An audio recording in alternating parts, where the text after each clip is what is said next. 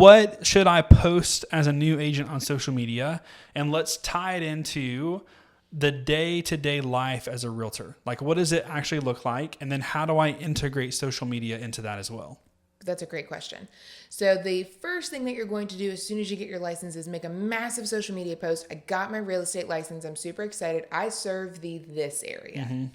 And then after that, you're going to ask ChatGPT, what do I post on social media as a new real estate agent? Okay. And then you're going to have this nice, beautiful prompt that says, what should I post on social media as a new real estate agent in my area to show that I am the local market expert, and at what consistency should I be, what frequency should I be posting? Mm-hmm. What methods are the most effective for me to post? So should I be posting video or stagnant posts? Where should I be posting them? All of those things.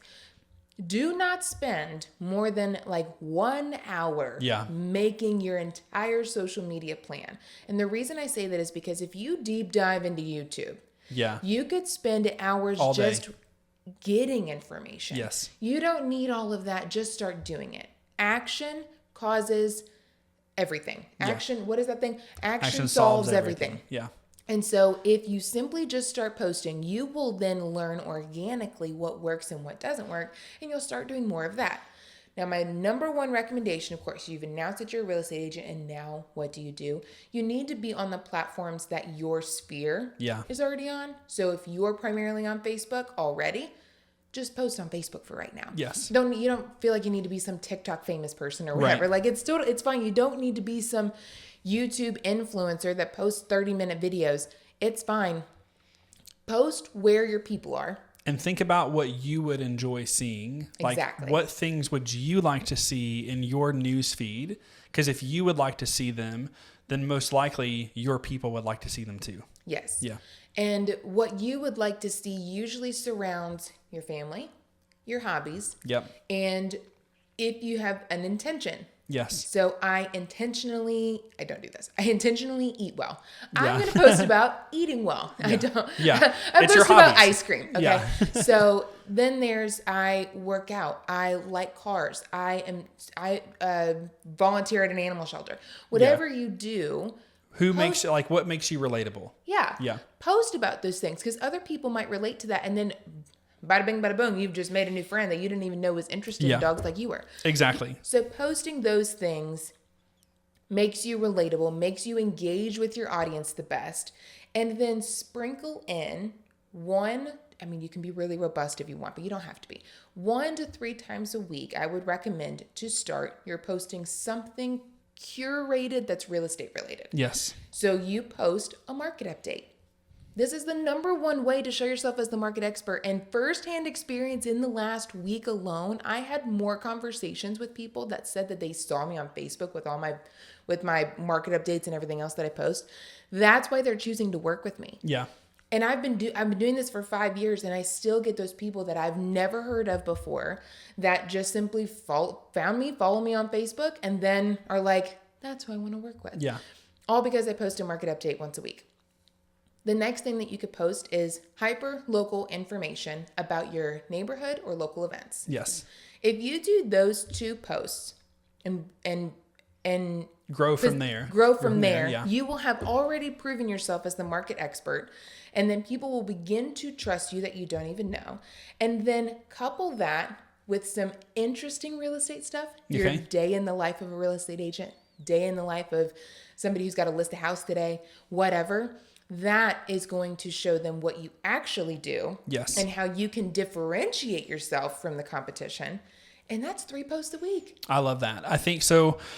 When we couple that with what does my day look like, I will summarize into a couple of things we've already hit on. So the first is we should be studying the market. Mm-hmm. That should always happen. No matter if you're 1 day in the business or 10 years in the business. Yep. There should always be what's happening in the market, what things are coming and going, I have to be a market expert. A minimum of 30 minutes when you log into the MLS and do the research. At least, so you should have a schedule in your day where you become the market expert. Yep. The second is social media. How do I take the market knowledge that I'm learning and share that with others? 1 hour focusing on what you're going to be posting that day and then your next post. 1 hour. So Market Expert is hyper local. It is your MLS in your market. Social media is broadcasting that news out. I would also add in there, you should be learning constantly. Yes. So following podcasts, following people on YouTube. We follow Tom Ferry. So following Tom, Keeping Current Matters. Like, you should be learning about real estate, not necessarily hyper local, but nationwide, worldwide, to have a general sense of what's happening with the economy and how that affects the real estate market. Like, all of those are really important. So that's like the beginnings of your day. And then you have to go on appointments. And then between those two things is when you're prospecting. Yes. Prospecting does not have to be cold calls necessarily, even though that I do believe has a fundamental aspect in real estate. The cold calls that you make don't have to be icy. Yeah. If anybody knows what I'm talking about, you know what I'm talking about. They don't have to be icy. Yeah. You can warm them up and then reach out. Work those people through the funnel and then reach out to somebody every single day. There should be a minimum number of real estate related conversations with a new individual that you should be trying to have every single day. You've done the research, you've done your prep work, you've done you're brand new. You're doing 3 hours of prospecting a day, minimum. Oh yeah. And then you've blocked out your time for appointments. We go over this in depth in our Master Your Schedule class that I host on the Reg. We'll put a link to that too if there's a link. I don't know, Sophia will put something on here about it. But in Master Your Schedule, we leave time for personal development, personal time, prospecting, and all the other things you have to do as a real estate agent. We talk constantly that real estate is just a math equation. The more conversations you have, the more money you will make. Like, conversations equal appointments, and appointments equal income. Like, that is the math. So the more appointments I can have based off the conversations I do, like, that will ultimately end up with money in my bank account. And that is true 1,000%. Like, I will argue that formula like to the grave because it is fundamentally true.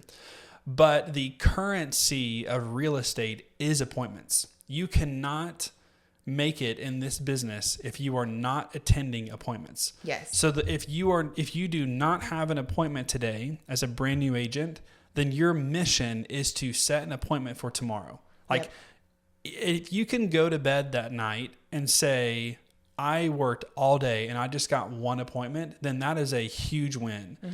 And it's okay if you have to go to bed and say, I tried my hardest and I just didn't get an appointment today. Well, tomorrow, you'll probably get two. Yeah. There's always tomorrow, and that's okay. So I would say just keep in the back of your mind that real estate is ultimately a math equation. Conversations plus appointments equal income, and appointments is the revenue generator. Like, that is the currency. So your focus as a brand new agent is appointments. Like, the more appointments I go on, the more opportunities that gives me and the more income I will make. Yep.